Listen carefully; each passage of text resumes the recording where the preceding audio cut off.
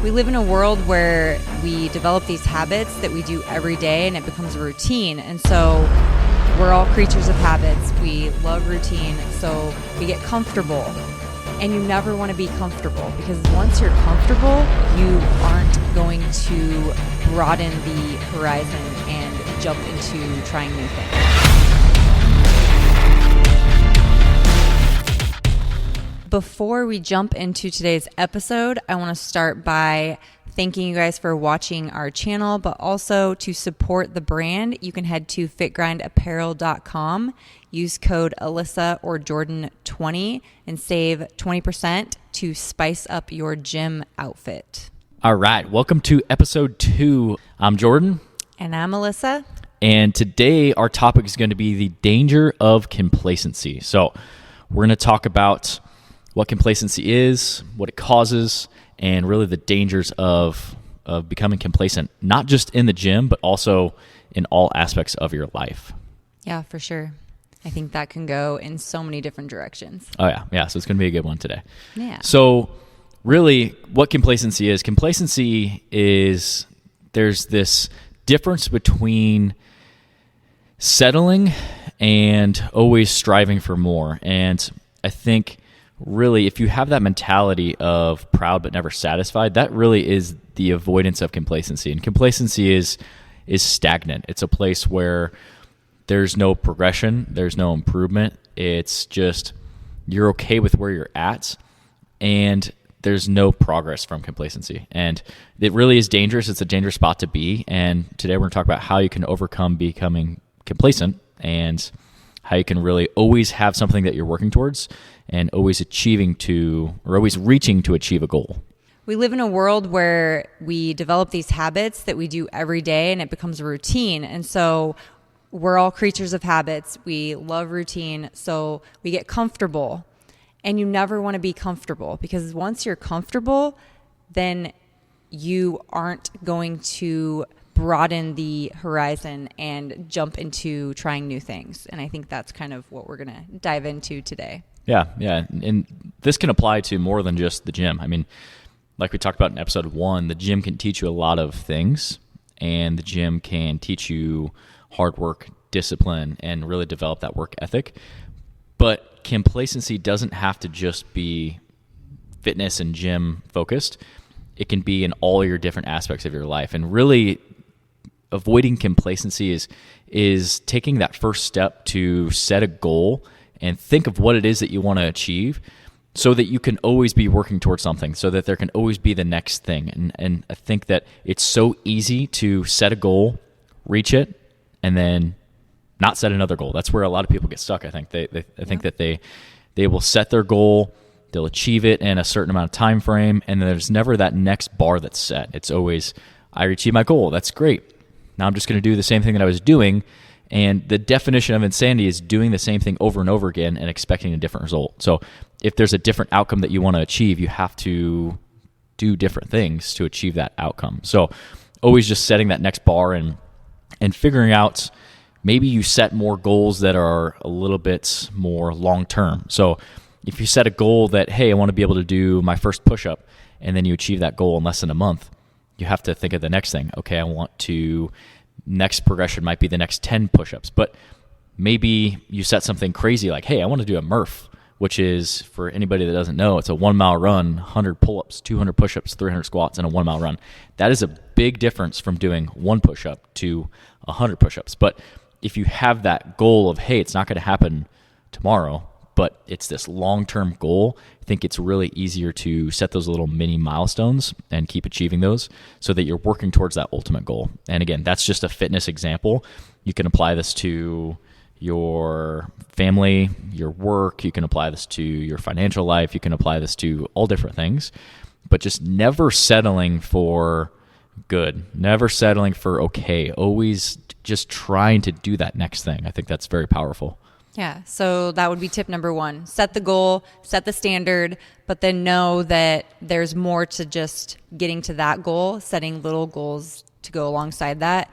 Because I think once we achieve one goal, then we can get into this like plateau, and then that's where it becomes boring. Yeah. And once you're bored, it's really hard to uncover that. I don't know. Like, you know, when we first started running, this is kind of an example. So when we first started running, Jordan and I both slowly increased our mileage, and that was exciting. I think that made us get excited to see each week how much further we could go and how much faster we could go. And so that's just an example as to, yeah, we set the goal of we want to run this half marathon, but to achieve that, we had to set these baby step goals of each week, adding on mileage, increasing our time, and trying to get stronger and faster while incorporating strength training in at the gym too. Yeah, and I think that's the perfect segue to focus on if we're looking at fitness goals. So you and me are both trainers. We help people reach their fitness goals and work towards their fitness goals every day. And that's a large part of our life. And that's a large part of probably you guys that are listening. That's probably a large part of your life too as well. When we're looking at fitness goals, there can be so many different fitness goals. And I think there's seasons. And I think that's a perfect segue to what you said, talking about running and talking about how you're going to go through phases in your life outside of the gym. You're also going to go through phases in your life inside of the gym where you're going to have more time, you're going to have more freedom, you're going to have less time, you're going to have less freedom, you're going to have more stress, you're going to have less stress. There's all sorts of external factors that are going to impact your workouts that you have inside the gym. And I think that going through different seasons and focusing on different goals is something that does keep it fresh and does keep it from getting stagnant and stale, to where you and me, we have spent the last decade plus lifting weights, trying to build strength, build muscle, and I still love that. I know you still love that. That's still a huge part of our lives. But for us, I think it was the perfect time to where we were like, what else could we do? What else could we try and work towards? And that's where our half marathon idea came into play. Yep. Alyssa's run a half marathon, but how many years ago was that for you?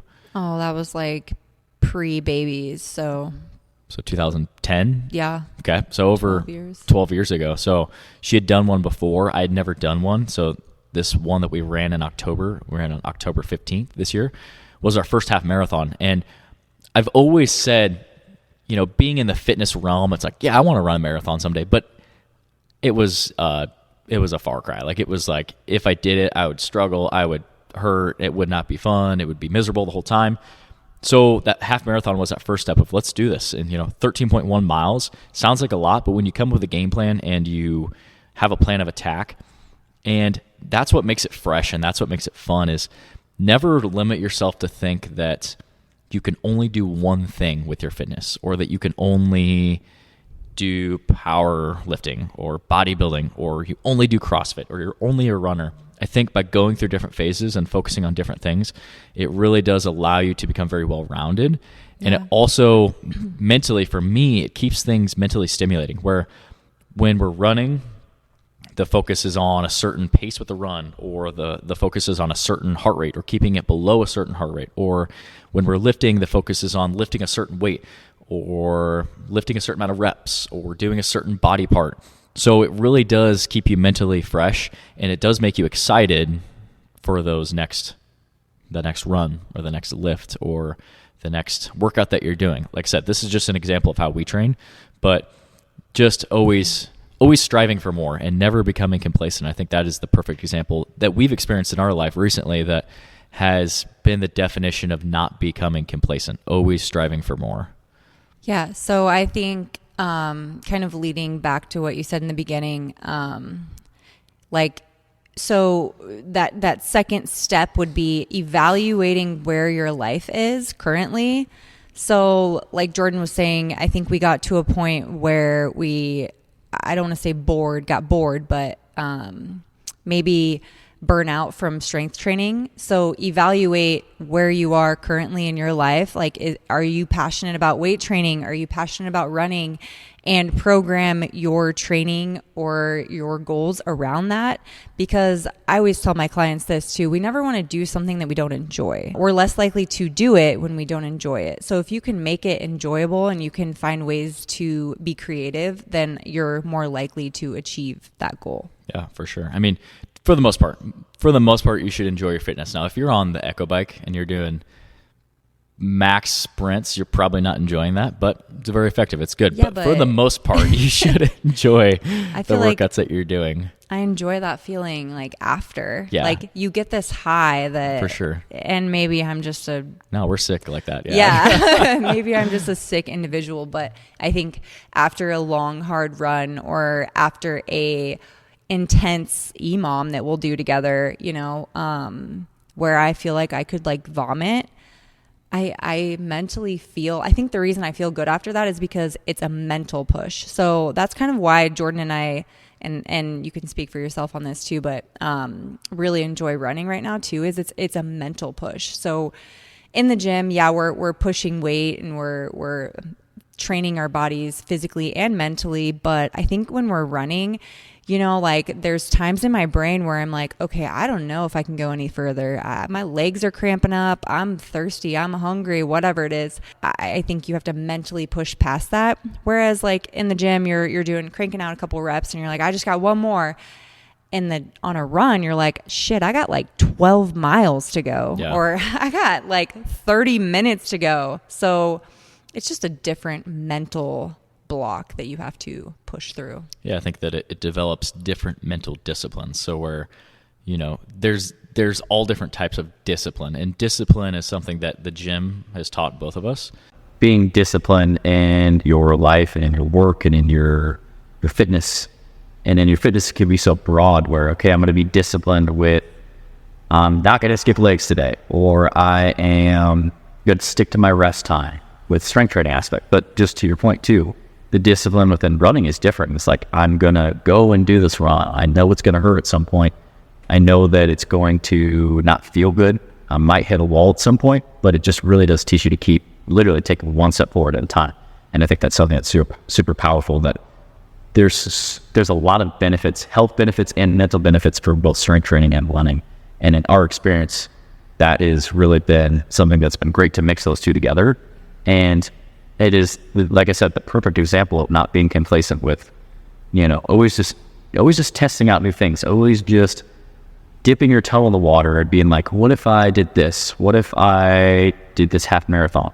Next year, me and Alyssa are going to run a full marathon. So we're just always trying to dip that toe in the water in everything that we do. And I think that all stems from all the lessons that we've learned in the gym of developing that discipline, always being curious to where I think we know that there's nothing that you can't achieve, and you have to have that sense of curiosity in order to just try new things and test out new things and get uncomfortable. Yeah, be uncomfortable. Exactly. It's not comfortable.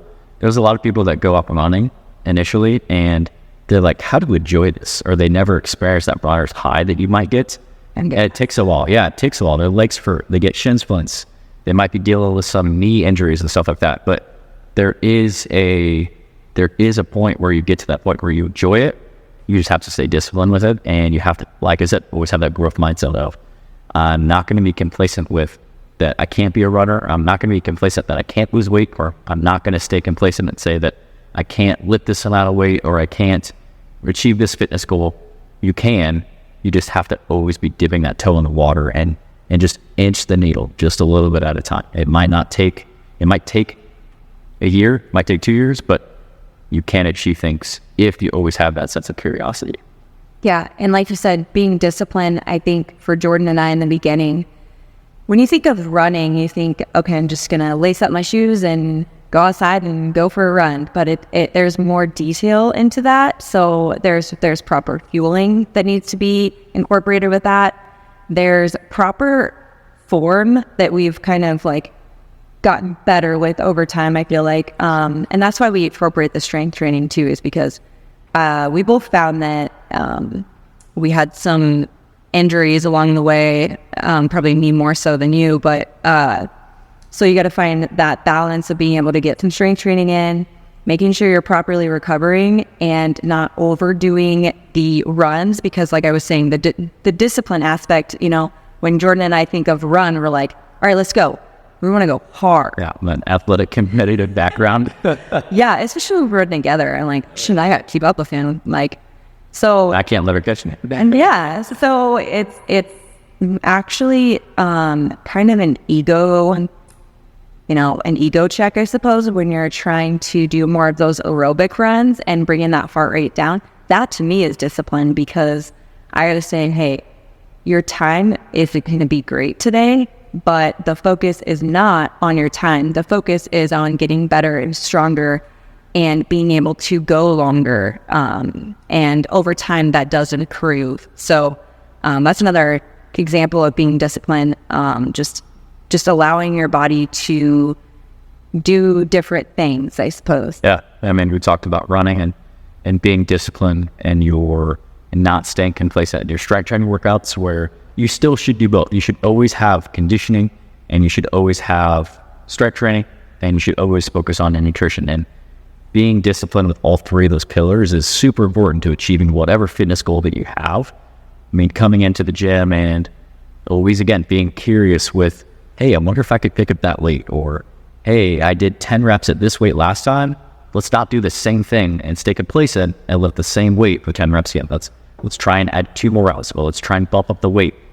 Just by being curious and always trying that next thing, that is the stimulus that you need to place on your body for growth. That is literally progressive mobility. That is one of the most foundational things that you can do to not only build muscle and build strength, but to challenge your body in order to see those physical changes that you want to see. Because how many people does this sound like? Or have you been at this place and you're like, well, where you come into the gym, you're in a routine, but you're doing literally the same workouts, the same reps, the same sets, the same run on the treadmill, the same stretching routine. It's all the same. That's great. You're being disciplined. You're following a routine, but you're complacent. You're not being curious. Yes, you don't have that sense of curiosity of what else could I do? What else could my body do? Or what can I not do right now that I want to do? And how do I get to that spot? It really is a sense of curiosity that allows you to always be progressing in some way, shape, or form. Because no one wants to come into the gym, or no one wants to look at their life and be like, I didn't make any progress, and I spent 10 years in the gym, and I'm literally at the same spot that I was at before. I haven't reached my fitness goals. That's not fun.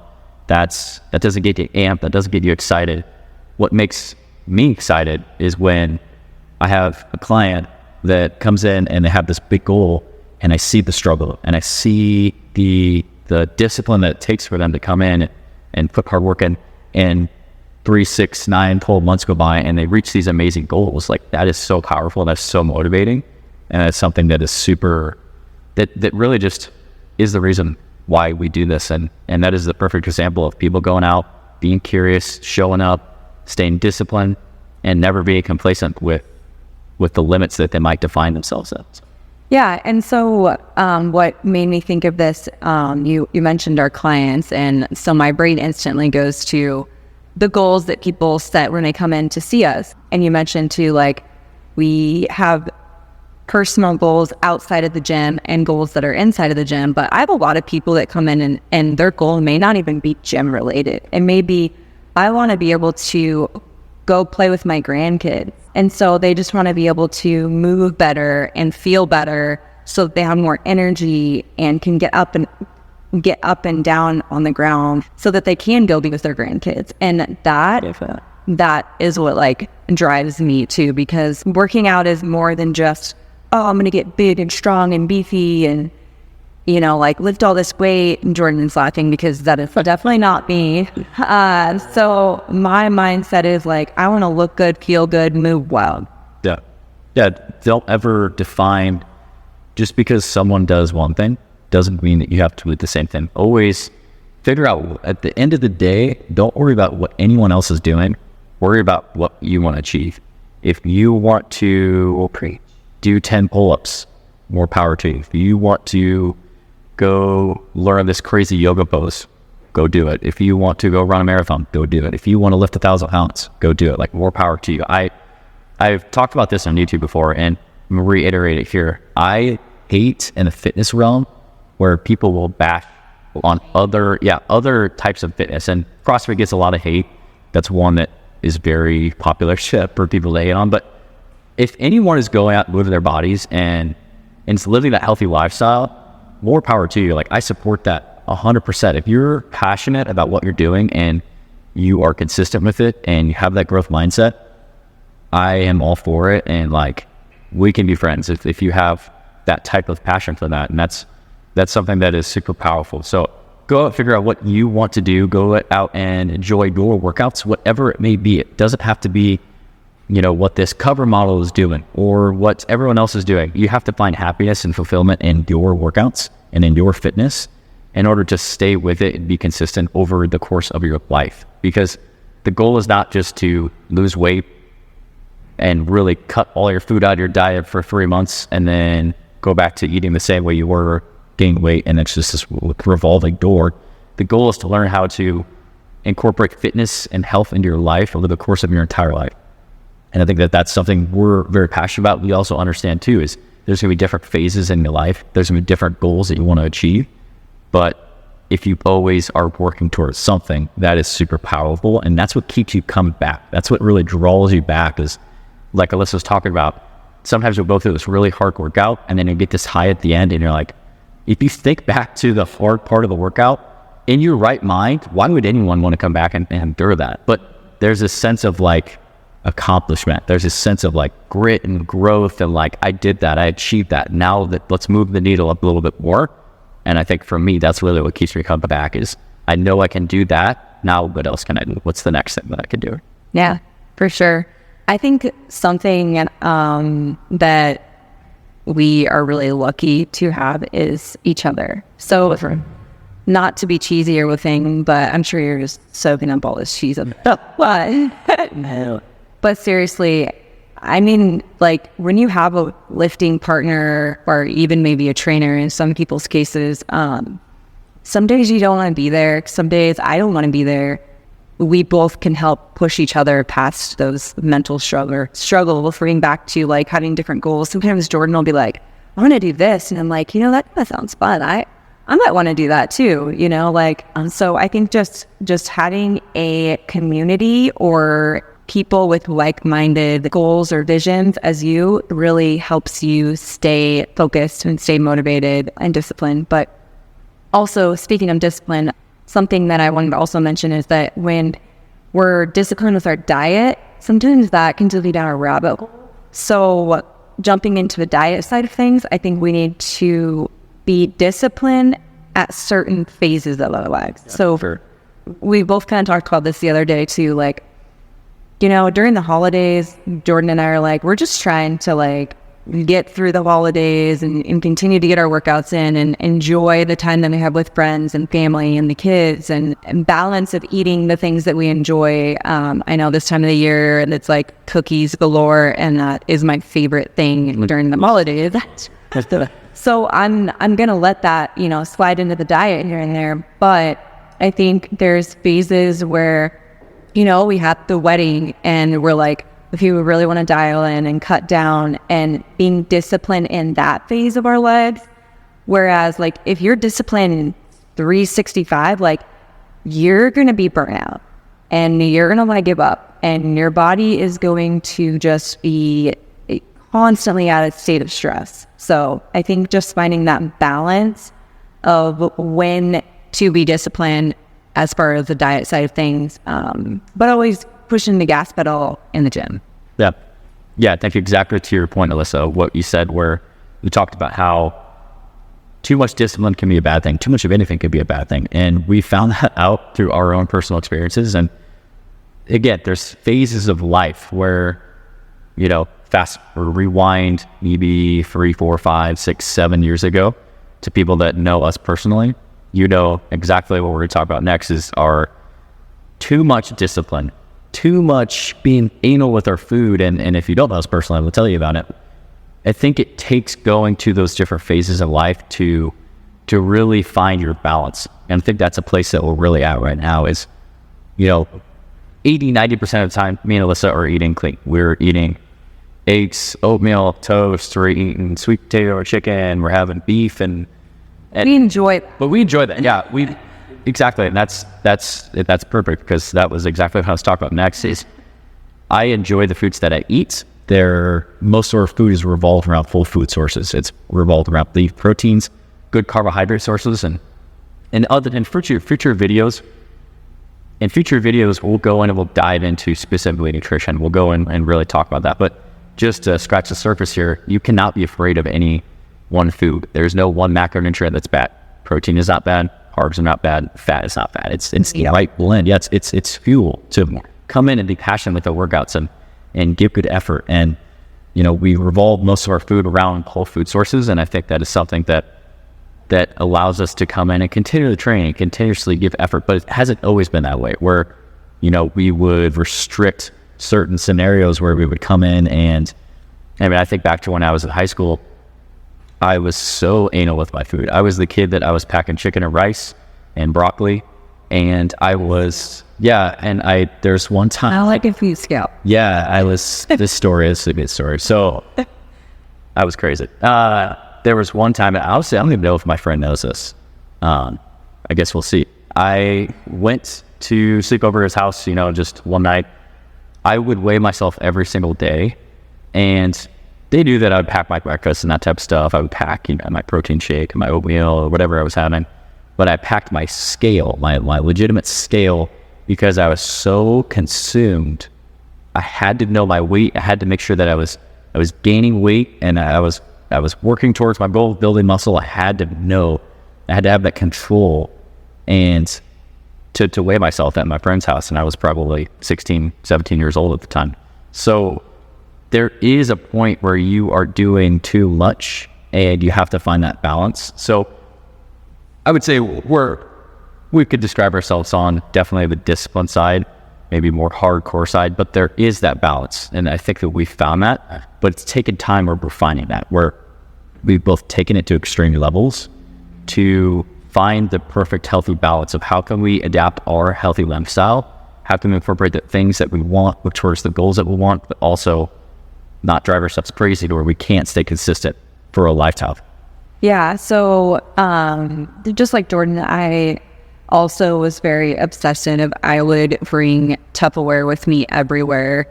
If I didn't know what people were eating, what my family was cooking, you know what, to be really honest, I still sometimes do that just because I am... There's nothing wrong with that. Yeah.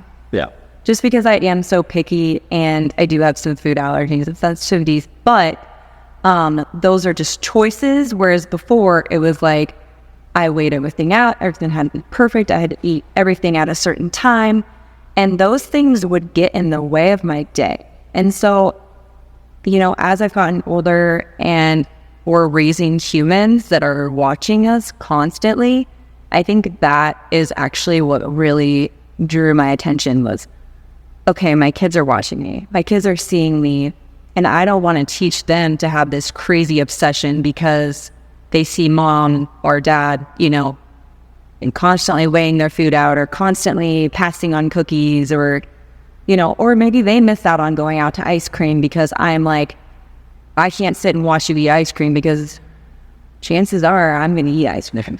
Like, I can't just sit there.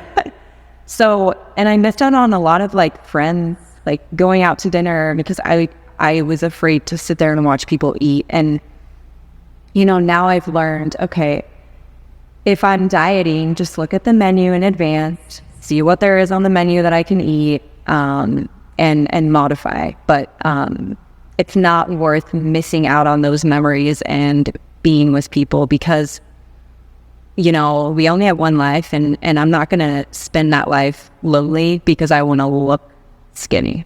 Yeah. It's just not worth it. So yeah, that's a good point. So we've talked about fitness and nutrition a little bit. Let's talk about how complacency is dangerous in the workplace or with us. We own our own business, and you may not own your own business, but you have a job and there's always work to be done. Let's kind of talk about always having that curiosity and always trying to move that needle up a little bit, and how our experiences that we've been through and how that can apply to really avoiding complacency.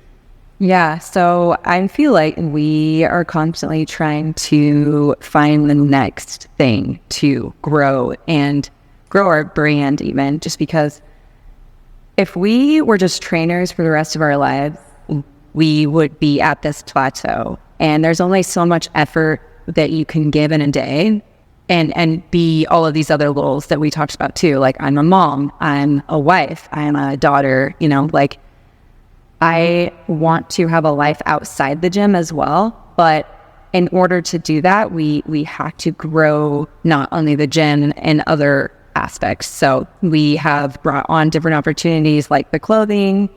We have something new that will be coming soon that we'll be sharing with you guys. And then, you know, jumping on this podcast is also something where we can expand and grow the brand. So Yeah. I think if you, with your job or with your business, whether you own a business or you're an employee, I think there's always opportunity to go above and beyond. And there's always opportunity to strive to work towards new goals. Now, if you're an employee, you're probably being told what to do. You have certain jobs or tasks or certain projects that you're working on, but you can focus on going above and beyond. And I think that's a perfect example of looking at your life to where it doesn't apply just to fitness, but looking at the things that you develop and the habits that you develop and going above and beyond, and really try and be that overachiever that you are. If the job requires this much effort, you're going to go above and beyond. So I think that is super powerful. Now, for us owning our own business, and if you own your own business, you're always looking for ways to improve, because just like with our fitness, if we're coming in and we're doing the same workout, 3 sets 10, 3 sets 10, 3 sets 10, every single week, every single month, every single year, there's never this magic moment where you're going to grow. There's never this like, oh, they just all of a sudden just going to blow up and you have a restaurant and you get on diners, dive-ins and drives, and like, just because of that, like, there's never going to be that one moment. Just by doing the same thing, you have to always be focused on something different. And I think that's really, in our scenario, when we started off with the gym, first-time business owners, just under 3 years ago, we didn't know what we're doing. We've learned a lot. But what's that? do we still not learn? Sometimes. I'd like to think so. But I think that for us, we have really tried to invest a lot of money back in the gym, because with our dream for our gym, we have very big goals for the physical location of Fit Grind, not just the brand of Fit Grind, but also the physical location. Like, I love gym equipment. I love nice gym equipment, and there is a difference, and we've also learned that too. I love investing money back in the gym, and I love getting new pieces of equipment and just seeing people's faces when they come in. They're like, "Oh, this machine is awesome," or "Oh, this is really nice," or I love that. Like, that's one of my favorite things, and I think you could take a lot of pride in that. But it takes that like physical, literally clicking the button, paying that $5,000 for that machine, or it takes that like that growth mindset of it. It's okay to do this because this is going to pay in dividends, or because we're building something. It's not that we're just going out and blowing money on gym equipment. There's a process, there's thought behind it, and we have really a big vision to grow out of the space and into our Fit Grind. I can talk about it, our Fit Grind 2.0 gym. Like, I got the full thing mapped out. It's going to be epic. Like, but that's something that we're working towards. It's not going to happen next year. It's not going to happen tomorrow. But there is that next step that we're working towards. It's that big goal. You're thinking about, okay, top down, you're backwards planning, or looking at, okay, this is the ultimate goal. How do we develop a plan to get there? And it doesn't necessarily always happen overnight, but I think just always, again, having that curiosity and moving that needle up just a little bit more. So that's something that I think is super powerful. Yeah. And the equipment, going back to that, you mentioned how you love when people come in and see the equipment. I think that makes them feel involved too. And that's what we want. We want everyone to feel involved. We don't buy this gym equipment just for us. It's to help our clients and see this success and be better trainers too. Yeah, tools in your toolbox. Yeah. Yeah. So I think that's why it's so exciting too, is because the passion isn't just about our goals. It's about, helping our clients and, giving them an ultimate workout. We just got this booty builder. Yeah. And it's funny because all the guy clients come in and they're like, what the heck? That's for girls. It's like, no. Like, tell people, for those that don't know, what is a booty builder? Yeah, so essentially it'd be like doing a hip thrust with a barbell and plates on each side. But the booty builder really elevates your feet and it gets deeper into the glutes. So it's taking away any other like hamstring or quad. So it's just funny because, you know, there's a seat belt that buckles up onto it, and the name is literally Booty Builder. If you look it up, LLC. yeah, it's literally Booty Builder. So when I'm like, all right, you ready to jump on the Booty Builder? They're like, stop. What is that? Like, no, really, that's what it's called. And you're really going to do it because, you know, not just women are trying to grow their glutes, but men should also have a balance of quad, hamstring, glute, you know. Sure. So it's just funny because we have a bunch of men and are like, what the heck is that? It's like, no, everybody should be doing this mission. So, but back to what I was saying is we're getting these new tools to put in the toolbox, like you said, to help not just the growth of the gym, but to help our clients see success too. So yeah, it's always, there's always a method to the madness. There's always like, there's a list, you know, there's a list of items, just like anything, like, and that's the whole thing behind with us too. Like, we're gym owners and we're business owners, but we're also trainers too as well. And that's, you know, one of our main goals at FitGrind is we are 2 of the 4 trainers. So we have 2 employees that also work for us. So we also need to work at improving our own self. And that's what I want to kind of dive into next is, you know, we are trainers and we could just stay complacent with what we're doing. And we could just say, you know, this is the best workout to do, or, you know, this is the workout that I've been doing for 10 years.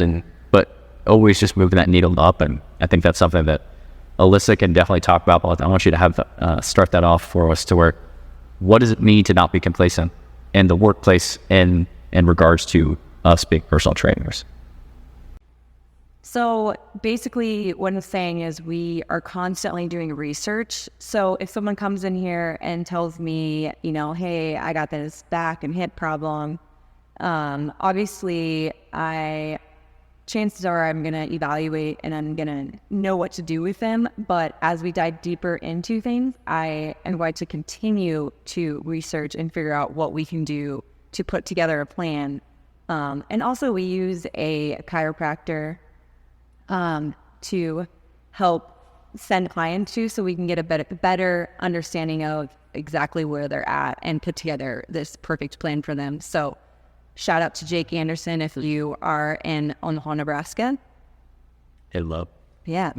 So we like to, you know, pair up with him, and we utilize him as well so that we can put together a plan for our athletes who are having, you know, injuries or even just day-to-day like tightness. So yeah, constantly researching. Jordan and I in our free time are big YouTubers, so we have a lot of inspirations that we follow and people that we learn from. So I think like in this world that we live in today, we're surrounded by so much information. Whereas like if I look back to when I first started dipping into the fitness world and like nutrition and things, I think there was like T Nation. Oh yeah, T Nation. Yep. Like maybe that was bodybuild.com had to come around. Like, yeah. 51. Yeah. So like there really wasn't like all these big names out there. And I need to be careful about who you're getting your information from. Yeah. Yeah. Because a lot of the things out there, I feel like it's a lot of like clickbait. So like people are really just trying to stir up views. Yeah. Yeah, exactly. So we're really careful with who we're getting this information from, but sometimes it's YouTube, sometimes it's diving deeper into like books. Like we pulled out some old books of Jordan and flipped through some of those, and college textbooks, some exercise physiology textbooks, motor behavior, motor control. Oh no, hey, stuff. That's some good stuff. It is. I like nerd out to that. No, I love it too. I love it. So yeah, I mean, I think if you, whatever your professional role is, so us, our professional role is being personal trainers, and we became trainers before business owners. And I think if we could be really complacent and we could say, I'm going to focus more on being an entrepreneur, or I'm going to focus more on growing the business. I'm going to focus, because we all have a certain amount of, like I said, hours and effort that you can give towards different things. And being an entrepreneur, you do have to be careful with where you're spending most of your time. You have to be very intentional. But it would be very easy for us to say, I'm just going to look at myself as a business owner and focus on dollars and cents and spreadsheets and all this growth of this business. Or I could focus my time, yes, on that, but also I need to focus on growing as a trainer and as an individual. And I think that one thing that we're always trying to learn more, but we always have that open mind to where I think I used to be very set in my ways. And I think that's maybe something Alyssa has brought out of me to where I am more open-minded now to different philosophies. And also because I think I've tried different things on my own too, where I never would have thought that I would run like that. I mean, more than sprints on a treadmill, like actually go out and go for distance runs and go run 10 miles and love it. But I think it would be very easy for us to say, we're not going to focus on becoming better trainers and not always trying to learn or always trying to have an open mind to different concepts, different ideas. And you can look at your professional life and you can also say the same thing. You could, whether you are an accountant or you're a lawyer or you're a doctor or you're whatever, you can look at your professional life and you could say there are different ideas and philosophies that I like, or there's some that I don't like. And you could always learn and strive to adopt these new ideas and always be perfecting your craft. I think that's something that I know that I could always become a better trainer, business owner, husband, father, friend, son, whatever you want to use to describe me. I could be better at anything. And I don't think that at the end of the day, we can always become better. We just have to have the willingness and not be complacent with where we're at, to have the courage to go out and try new things and try new philosophies and try new ideas and kind of test the waters and do different concepts that are going to provide growth in whatever aspect to this we're talking about in your professional life. I think that that's something that is super important, because again, if we're complacent with what we're doing and it's doing okay, it's yielding okay results, it's never going to be great that we don't go out and have that courage and that curiosity to try new concepts, improve, learn new skills, and create more of a toolbox for your professional life. I think the world is always changing too. So things are always changing, things are always coming, like new things are always coming. So if you're constantly stuck in that old way, then you're not able to grow with the rest of the world. Yeah, like for sure. You know, like there's some things that maybe like a pen and paper. I'm a pen and paper girl to a T. You know, like I got my grocery list and it's like pen and paper. If I put it in my phone, it's like, yeah, I mean, it works, but it's just not the same as like crossing it up. A little pen and paper. Yeah. But it's kind of my point though, is like, yeah, that's where things started. But now we have this level of like, oh, we're the world is evolving. We need to evolve with the world and grow and learn those new things and those new techniques too. Yeah. So we've talked about fitness, nutrition, talked about professional life. Let's talk about personal life. Let's talk about, within our marriage and within our family dynamic. What are things that we can avoid being complacent with that is going to cause growth or is going to cause improvement in any way? And what are the dangers of being complacent in our personal life? I think this could go so many different ways. I gotta feel like I need to prepare for this. Like the first thing that I think of is the kids, and my brain, as a mom, is just always thinking about them, and when they are, I've said before, they're constantly watching, so they need to see that we are constantly pushing ourselves out of our comfort zone, because otherwise, they're not going to be willing to do that. And I truly believe, I tell them all the time, you guys have to push yourselves, because you're not going to get anywhere in life if you don't push yourself. For example, my middle one, Crew, he just is so uncomfortable going and being around other kids. And it's like, dude, you gotta expose yourself. You gotta be comfortable being around other people. And so I think doing things like that and getting it out of your comfort zone and teaching them to get out of their comfort zone, he ends up like, oh, wow, Mom, I actually really had fun doing that. Like, I'm glad that you pushed me. I'm glad that you know, so I think going to your point, it's like teaching the kids like to get out of their comfort zone and being good examples for them so that they can grow personally and see that success too. So. Yeah. I think you and me are such creatures of habit. We're so consistent with our routine, whether that's in the gym, whether that's with our business, whether that's with our family dynamic. And I think that a lot of times we'll get in such a routine of like, Monday night is this, Tuesday night is this, Wednesday night is this. And I think just breaking that routine and going out and doing different things. And I think that that's super important. And I think that in our family dynamic, it's so easy to just get caught up in that routine week after week, year after year. And time is just going by, and it's easy just to become complacent with what you're doing. But I think that it's super important to go out and to your point of trying new things and pushing the kids to try new things. And I think that does help develop confidence. It helps them develop who they are as a person. And obviously, like I saw this meme the other day that there's a lot of electronics on the world right now. Like it's very easy just to, I mean, if you go somewhere, you're going to go get your haircut and say there's 10 people waiting. How many of those 10 people are on their phones looking at something, texting something, watching some video versus actually having a conversation with people?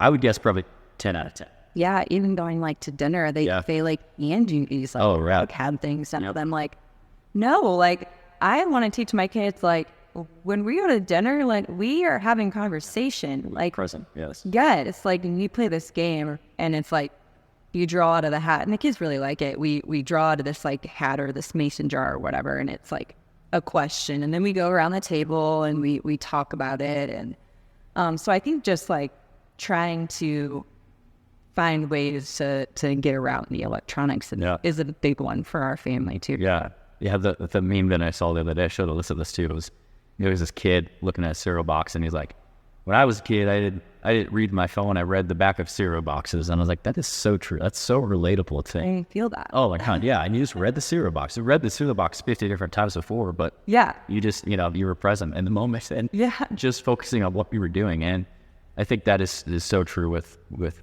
talking about our kids and our family. Right now, there's so many electronics. It would be so easy to just conform and let them have free reign with electronics. But I do think that's something that we try and rein in and spend more quality time. I think that's something that is super important to both of us. Yeah. And I think that is very important in our family dynamic because we do work long hours. We do spend a lot of time at the gym. We do, kids obviously go to school and our kids are growing up, and that quality time is super important, and it would be very easy just to come home and just hang it up for the day. Or, I do always enjoy when we play games, or we go out, we go look at Christmas lights, or for example, or we go pick out a Christmas tree, or go watch a movie, or like these different things that we'll do. And I think that is super important in our family dynamic, where it would be very easy to be complacent and just stick to your routine, because too much of a routine can be a bad thing. Yeah. Another thing that we do, so we did it this Friday, is everybody gets to pick one. Love this. Everybody gets to pick one thing that they want to do. So, for example, Jordan says he wants to go look at Christmas lights. I chose a movie and ordered Chipotle naturally, and Crew chose spin pizza. Wesley chose to go get ice cream. So Cashton is just small for the ride. He's our 2-year-old. I don't know what he wants, so he'll be happy with anything. So then we put it all in a hat and we shuffle it all up, and then you draw one out, and that's what you get to do for the night. So I think it's a fun way for everyone to feel like they're included and involved, and the kids really enjoyed it, and we had a really good night that night too. We did end up going to pizza. Crew won, so he was sure to let everyone know that he won, and very proud. Yeah, and that's the perfect example of balance too, where before it would have been like, okay, me and Alyssa might eat dinner beforehand and then go take the kids to pizza, but just allowing yourself to stick with 80 to 90% of your nutrition is going to be around whole food sources. The other 10 to 20% going out with your family, having a good night, you're going to gain so much from that. And it's not going to derail your fitness to where it's, oh, I ate pizza tonight, my fitness is done. I put on 10 pounds of body fat because of that meal. And no, just get back on the horse the next day. And you're going to gain so much from that experience with your family. I always leave with my cup feeling very full after those family nights that we have, because it is super important. Yeah, for sure. Matter of fact, that workout that weekend was, I actually felt like I was going through it. So don't worry. Be careful. You might pay for it if you go overboard. But yeah. We did not skimp the workout after that one. So on Sundays, we typically hit like a push day, and then we'll do like our tempo runs that day. So I think we deserved that pizza, if anything. So yeah. So talk about family dynamic. Let's talk about our marriage next. So me and Alyssa are still kind of newlyweds. I mean, we got married in September. We have been together for almost 4 years. So we've spent a lot of time together and we know each other very well, but we're also very new to marriage. But what are some areas that we could think of that being complacent in a marriage could lead to negative outcomes? So I think that it's the same thing with everything else in life. We just start to plateau, you get bored. Not that I get bored of you. Yeah. I just mean like, you just go through the motions. Yeah, you go through the motions every day. So by, for running date nights and doing something fun with the family and making time for each other is really important. Because like you said, when we have really busy schedules, and it can be easy to just wake up and it's like Groundhog Day every day. Yeah. So emotions, but making sure that we make time for each other, going out on dates, try to incorporate friends as much as we can. That's one that we probably need to work on. Yes, 100%. Both of us. And then we see family a lot. And then also like I'm not very good at this, but I'm working on this. Maybe like complimenting each other and constantly letting each other know how we feel. Vocalizing. Yeah. So I think those things, because just because we're married doesn't mean that it stops. It's just a beginning of us constantly growing and improve. So like I mentioned, that me and Alyssa have been together since 2020. So we've been together for almost 4 years. And I think when we got married, I don't necessarily think that anything changed in our world. Everything was still the same. It was just official. You're my wife, I'm your husband. But one thing that I realized on our honeymoon, we went to Sedona, Arizona. We're very active, and we like to go to Colorado at least once a year. Alyssa has a family cabin there, and we just go and we hike and we get outdoors. We both love Colorado. We bring weights. We'll bring like dumbbells and barbells, and we'll work outside on this patio, this cabin. Oh, the cabin's at the top of the mountain. And like it's one of our most favorite things to do, to where we love being active. So we'd both never been to Sedona, Arizona. There's lots of hiking to do there. Went there and we spent a whole week together. And I think that I realized during that time is what I was missing with you was that quality time. And obviously, it's going to be hard to get a week together, frequently. It was our honeymoon and like going on vacations and stuff like that, especially owning a business and having a family and be busy. I feel like we do sometimes forget that quality time. But having that experience, I instantly realized that quality time is something that I was missing with you. Yeah. Because it just allowed us to connect on such a deeper level where, yeah, you might see each other. I mean, we work with each other, but it's not like we're physically tied to each other's hips, all day long. Like we're doing training sessions, we're recording footage, we're editing videos, we're doing all sorts of, working out. We're all doing all sorts of different things. And throughout the day, we don't get a lot of quality time together. Usually at nights, it's a lot of sports, it's a lot of activities. And now that winter's come, it's slowed down a little bit, which has been nice. But I realized on our honeymoon that is one area that if we got complacent with that quality time and just being Alyssa and Jordan together, I think that's an area where you could see negative outcomes, in the future is losing that quality time. And everybody has, I didn't know what this meant. Alyssa has explained this to me, and it makes sense what love languages are. That totally makes sense. I get that now, but it's something a couple of years ago I didn't quite understand that concept. But everyone has different love languages that they experience it, different ways that they feel love, and I think that's something that is very important to both of us is quality time. And that is something that I really noticed was that. So for me, obviously we have all these ideals. We're new to marriage, but we're not new to our relationship.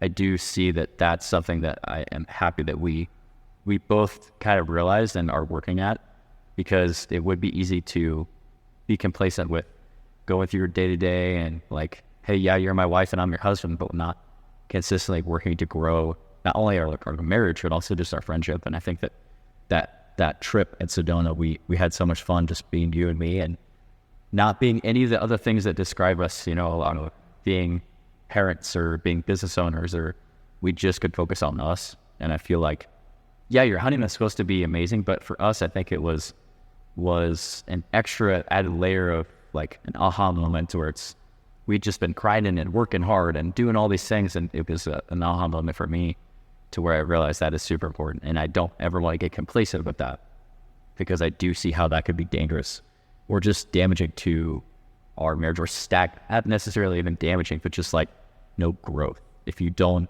have that time to grow together and just be you and realize why I love you, why you love me, and finding those things that we love about each other and finding new things that we love about each other. So that was a big aha moment for me. And growing together, because through the years you do change as a person and you grow together. You never want to grow apart or separate. Yeah. You want to grow together as a whole. And it's funny, after that trip, you're like, wow, we didn't fight. And not that we fight all the time, but like most couples have little bickers, arguments there, and we didn't fight at all. We just really, we needed that. And I feel like when we first met, I had 2 kids from previous marriage. And so we've never been able to just be Jordan and Alyssa. It's always been, we just did things completely backwards from day one, and that's okay. It all worked out. But I think that was the one opportunity where it was we got to just be us. Yeah, which is fun. And I think it helps you. Not that our family is amazing, having that family dynamic, and I'm very grateful that we own this gym together and that we have this amazing opportunity to go out and do what we love. But there always needs to be that Jordan, Alyssa dynamic too, for all that other stuff to work out too as well, to where if that wavers, so does all the other stuff. That's really the main point of trying to always work at that too. So it's something that I never, this is never becoming complacent with our marriage and our friendship and unions. I think that's a huge point to success in all other places in our life too as well. So those are really the dangers of complacency in our life specifically. And you can look at where those things apply to your life and what are some areas that you're doing really good at. So look at the areas, don't just focus on the negative, focus on, looking at what you're doing good. Look at what you are always dipping that toe in the water, what you're trying to become better at. But then also do identify the areas where, hey, maybe I'm slacking here, or hey, maybe I could do a little bit better here, or hey, I need to be more open-minded in this certain instance in my life. Take those, and those are really opportunities. Don't necessarily I think it's easy to say, oh, I'm not doing good in this area, and it's easy to kind of harp on yourself or feel down about it. Don't necessarily take it as a negative, take it as a challenge. Take it as this is an area of opportunity where I can grow, not only as a person, but help grow my relationship with someone that's important to me, help grow in my professional life, help grow in my fitness. Yeah, there's always opportunities for growth. We just have to have that curiosity to look at where we can get better and kind of dream a little bit. But like I would say, if you can think of it and you can really believe in it, there's no limit to the things that you can achieve. So absolutely. All right. Well, thank you for tuning in, guys. This has been our second episode of our podcast. Thank you for supporting our content and our brands. Hope you guys found something helpful in this video, and we will see you guys next week. Like I said, we're uploading videos every Monday, so we will see you guys next week. Thanks for tuning in.